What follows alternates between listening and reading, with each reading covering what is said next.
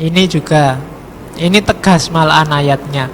Yu'til hikmata mayyasha wa mayyu'tal hikmata faqad utiya khairon katsira.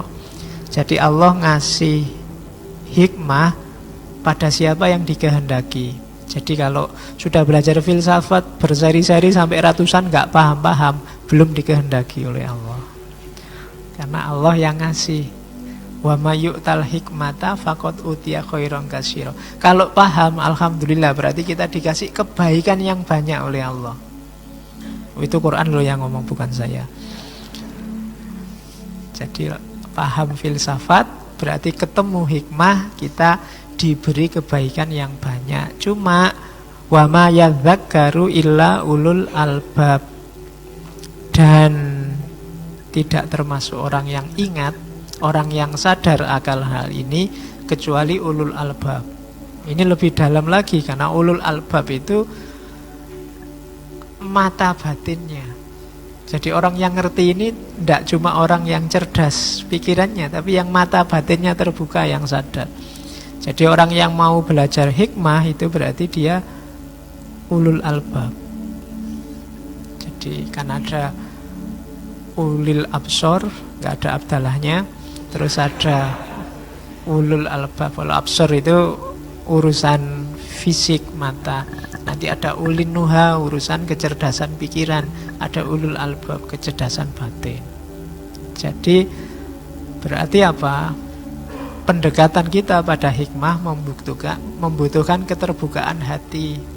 Dan bagi banyak orang, orang itu terbuka hatinya kalau dapat hidayah dari Allah. Jadi kita mau belajar filsafat itu bagian dari sudah dapat hidayah dari Allah. Ada orang yang membacanya kebalik. Kamu belajar filsafat ya, tak doakan semoga dapat hidayah. Lo ndak mau belajar filsafat itu berarti kita diberi kebaikan oleh Allah banyak sekali, dan bagian dari hidayahnya Allah pada kita. Kemarin ada yang tanya, Pak, tapi kan kayak Ghazali itu Pak, belajar filsafat lama terus ditinggal masuk ke sufi. Berarti ya daripada gitu sufi aja Bapak. Loh ya enggak apa-apa, cuma untuk sampai ke terminalnya Ghazali itu kamu harus lewat terminal filsafat dulu. Kalau kamu jujuk di sana, bisa jadi kamu belajar sufi tapi tidak dalam, tidak wisdom. Oke. Wisdom itu kan tadi pengetahuannya benar, perilakunya benar, dan pas ruang dan waktunya. Oke, kalau itu definisi dari para filosof Muslim. Ada Al-Amiri, ada Al-Kindi, ada Ibnu Sina. Kalau Al-Amiri ya hikmah itu sumbernya dari Allah. Saya selalu bilang tugas kita cuma belajar. Dapat atau tidak kuncinya Allah. Jadi ayo kita belajar aja. Kalau katanya Al-Amiri, kalau dalam Al-Quran contoh lambang hikmah itu Luqmanul Hakim. Ada buku yang cerita bahwa Luqman Hakim itu kalau dalam Al-Quran nama lain dari Sokrates. Cariin ya bukunya. Yang nulis kelihatannya aslinya dari Malaysia, cuma jadi dosen di Unibrau Malang. Jadi Luqman Hakim itu aslinya Sokrates itu. Cuma Luqman itu bukan nama, tapi julukan. Sama kayak Al-Hakim. Al-Hakim juga julukan. Luqman itu kalau bahasa Arab artinya dari kata-kata lakoma yalkomu. Lakoma yalkomu itu menelan, atau orang Luqman itu tertelan atau dipaksa menelan. Dan Sokrates digelari orang yang tertelan, dipaksa menelan, karena akhir hidupnya dia dipaksa menelan racun. Dan nanti ada di buku itu agak tebal. Kalau ada yang mau e-booknya bisa cariin di Google Book. Ya urunan tuku lah. Kasihan yang nulis kalau kamu cuma copy paste. Argumennya panjang. Jadi Luqman Hakim itu kalau di buku itu digambarkan seorang awalnya budak, dan kulitnya hitam. Memang wajahnya jelek, kan memang di banyak cerita Sokrates itu digambarkan memang jelek, perutnya gendut. Tapi dan di situ di compare pakai ayat banyak juga, ayat-ayat terus pikirannya Sokrates dan ada miripnya. Ya silahkan dicari. Kalau saya punya, cuma kamu nggak tak suruh ngopi, beliau aja. Oke, terus Al-Kindi. Kalau Al-Kindi sama. Kalau kita mendefinisikan filsafat itu love of wisdom, cinta kebijaksanaan, ya diterjemahkan dalam bahasa Arab oleh Al-Kindi, filsafat itu hubbul hikmah. Kalau pakai bahasa Arab kan rasanya luweh islami. Jadi kalau kamu filsafat itu apa? Love of wisdom. Oh, barat sekuler itu. Kasih yang Islam kalau itu. Falsafah itu hubbul hikmah, cinta pada kebijaksanaan. Bijaksana itu kan melampaui sekedar pengetahuan kayak tadi, tidak cuma knowledge, tapi juga act, jadi perilaku yang cocok dengan pengetahuannya. Kalau Ibnu Sina lebih panjang, lebih dalam, harus dipikir definisinya. Istikmalun nafsil insaniyah bitasawwuril umur wat tasdik bil haqaiq an-nadhariyah wal amaliyah ala qadri taqatil insan. Jadi kita definisikan per kalimat ya. Yang pertama, hikmah itu kesempurnaan jiwa manusia tatkala berhasil menangkap makna. Kalimat yang pertama itu menunjukkan hasilnya. Orang yang belajar filsafat, jiwanya akan sempurna. Jalannya untuk jiwa sempurna apa? Menangkap makna segala sesuatu, kemudian menyatakan kebenaran pakai lisannya, dan melakukan yang dia katakan sesuai kemampuan. Berarti filosof itu orang yang jiwanya sempurna. Dan jiwanya sempurna karena apa? Karena dia tahu kebenaran, yang diomongkan juga atas dasar kebenaran yang sudah dia tahu, dan yang dia lakukan cocok dengan yang dia omongkan sesuai kekuatan dan kapasitasnya. Itulah filosof dalam definisinya Ibnu Sina.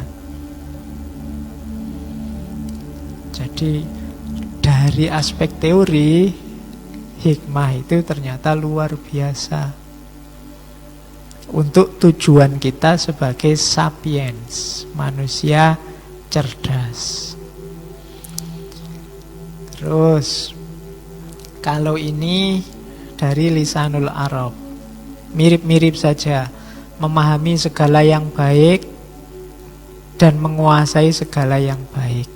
Menguasai itu berarti ya diomongkan, ya dijalankan. Ibnu Qayyim juga begitu, melakukan sesuatu dengan cara yang seharusnya, di waktu yang seharusnya. Ini yang dekat kayak definisinya bahasa Indonesia.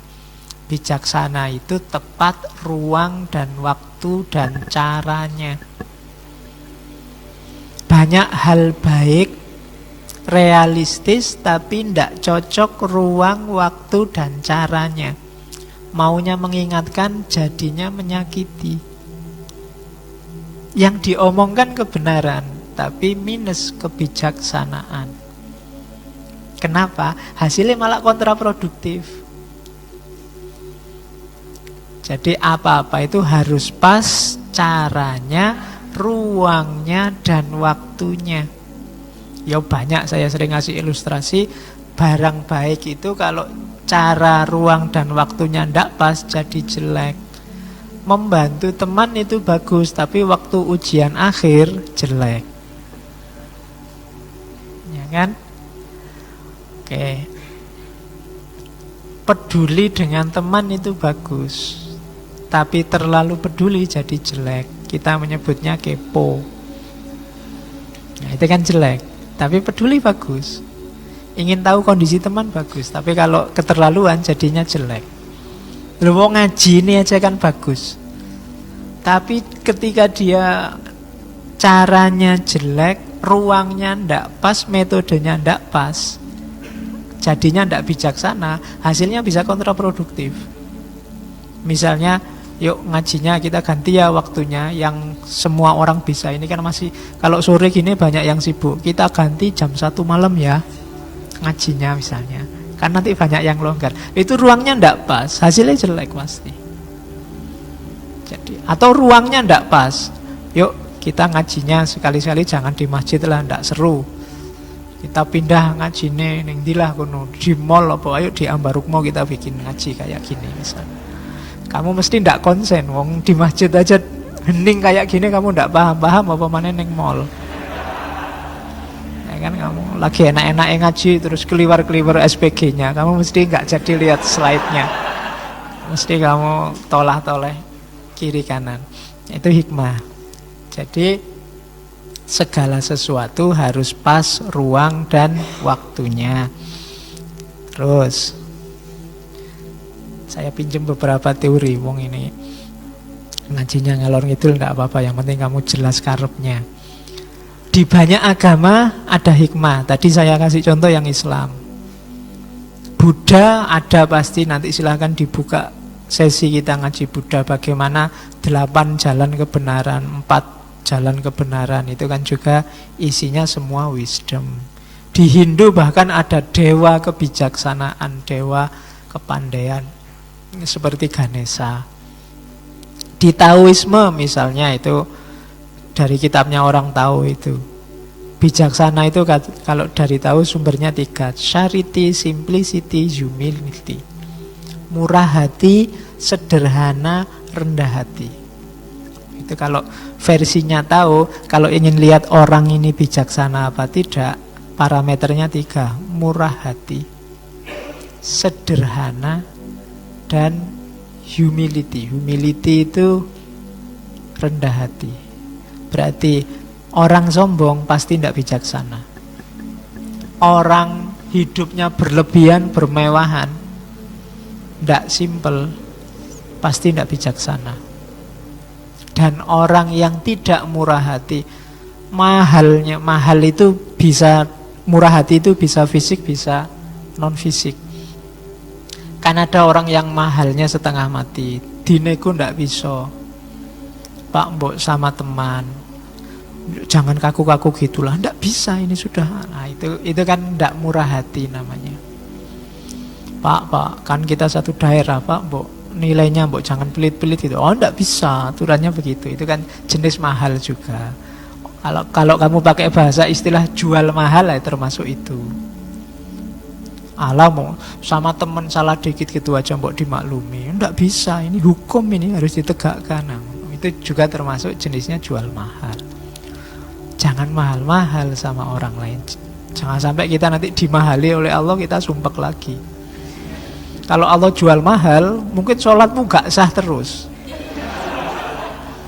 Wah, kurang syarat, rukunnya kurang, itu wudumu. Kalau Allah jual mahal kita susah. Ya untungnya Allah itu tidak jual mahal sama kita. Dimaklumi aja kita, salah dikit-dikit. Jadi ayo kita murahi teman-teman kita, murah hati. Dan simplicity, sederhana. Kemudian humility, rendah hati. Ada bait-bait dari kitab Tao yang bagus, saya kutip di situ. Knowing others is intelligent.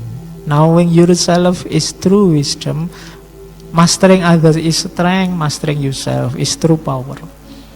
Paham yang lain, paham orang lain, berarti kita pinter. Membaca masyarakat, membaca fenomena Indonesia, membaca temanmu, membaca apa aja namanya. Kamu bisa baca, itu pinter. Tapi memahami dirimu sendiri itu lebih dari pinter. Itu namanya bijaksana. Kamu tadi ngomongnya pas, perbuatannya pas, pengetahuannya pas. Itu kan ketika kamu paham siapa dirimu. Tadi saya bilang, ngaji jam 1 ya, mungkin bagi orang tertentu, mending ngaji jam 1 daripada jam 8. Aduh, kalau jam 8 saya masih harus nongkrong di luar, Pak. Ini jatahnya ngangkring sama ngopi-ngopi, Pak.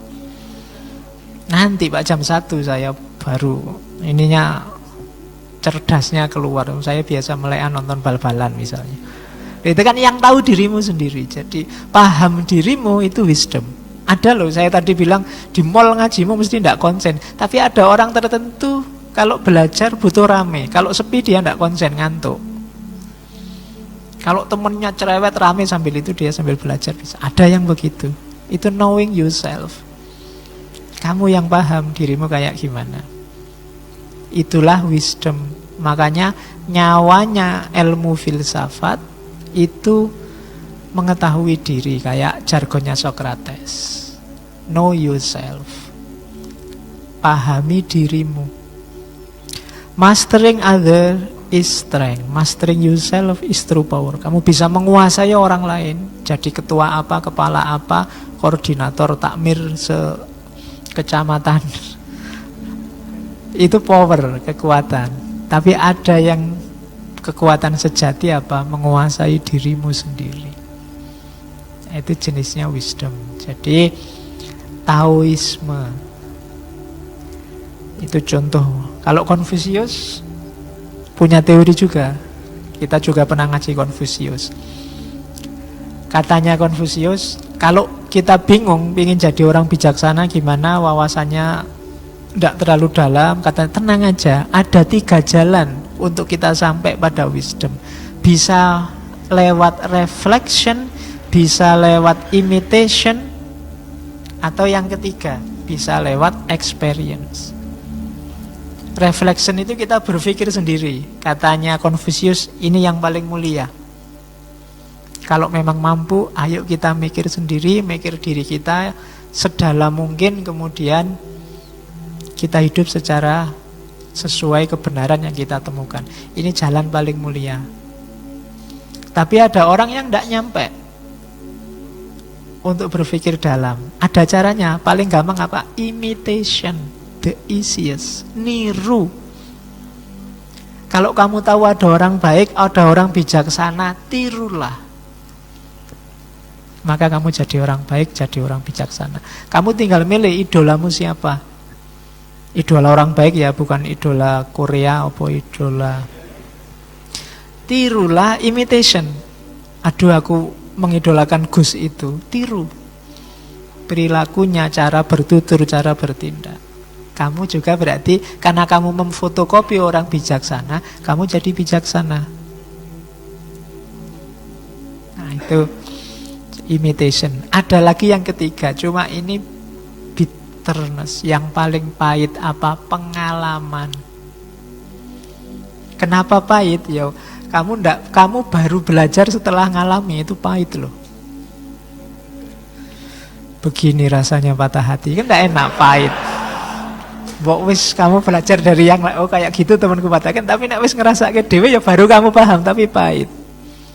Gini susahnya jatuh cinta, pahit. Begini ya susahnya dicaci maki orang, itu pahit. Begini susahnya, Pak. Jadi ada jalan experience tapi pahit. Makanya tadi orang tua itu saya tadi bilang di awal, pengetahuannya banyak. Dia jadi bijaksana, cuma dia harus jungkir balik. Kenapa? Jalan paling pahit itu. Maka mungkin kamu baca buku banyak, pengetahuanmu banyak. Orang tuamu tidak banyak baca buku, wawasannya juga luas. Dari mana? Dari experience.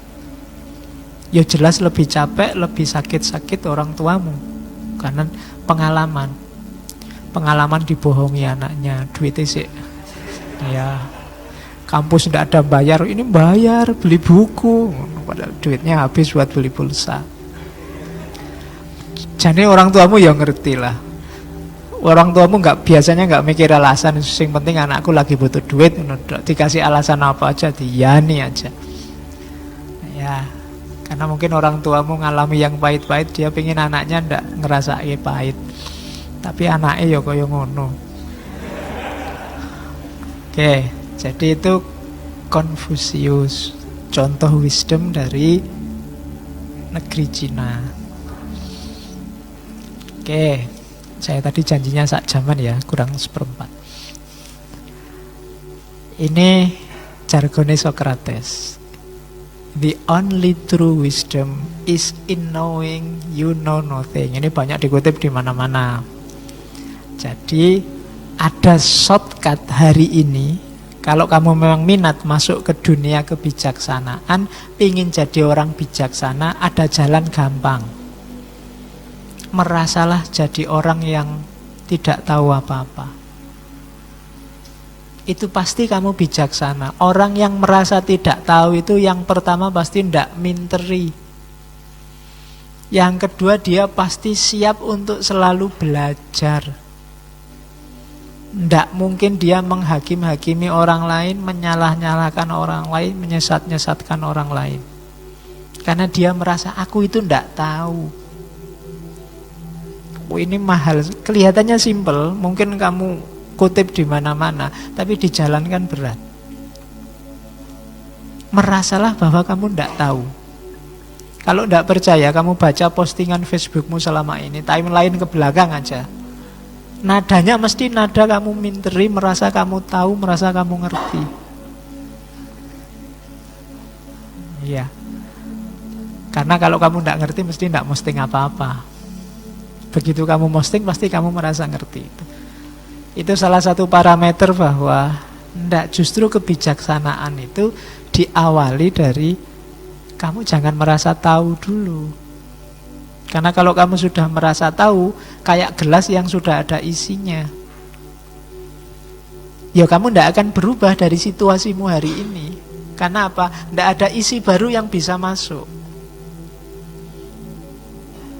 Isi lama masih penuh. Bahkan Allah juga mungkin tidak bisa masuk dalam dirimu. Kamu penuh tentang konsep-konsepmu sendiri tentang Allah. Tuhan Allah sendiri malah sampai nggak bisa masuk. Sumpek di dalam ini, isinya macam-macam. Nah, kosongkan dulu deh. Cara ngosongkannya bukan kok, oh ilmunya tak buang semua berarti Pak. Ya enggak. Cukup kamu merasa bahwa kamu tidak tahu. Itu simple. Ah, itu fatwa dari Al-Mukarram Syekh Leyos Socrates. Loh, kalau dia orang Arab kan mesti dipanggil gitu. Al-Mukarram Syekh ya Socrates. Oke, itu wisdom. Jadi kunci pertama itu kenali dirimu dengan cara kamu tidak tahu apa-apa. Ini lanjutannya. Awareness of ignorance is the beginning of wisdom. Sadar bahwa kamu tidak tahu itu awal. Ini ciri-ciri kamu mau jadi orang pinter, mau jadi orang bijaksana. Jadi, Pak, saya itu kuliah sudah semester akhir tapi rasanya nggak ngerti apa-apa. Alhamdulillah kamu mau jadi orang bijaksana. Iya. Oh iya, karena kamu sadar bahwa kamu tidak ngerti apa-apa, itu kan wis apik. Jadi banyak loh yang tidak ngerti kalau dia itu tidak ngerti apa-apa. Jadi alhamdulillah kamu sudah sadar bahwa kamu itu. Nah, selanjutnya ya belajar kan gitu. Oke, jadi awareness of ignorance is the beginning of wisdom.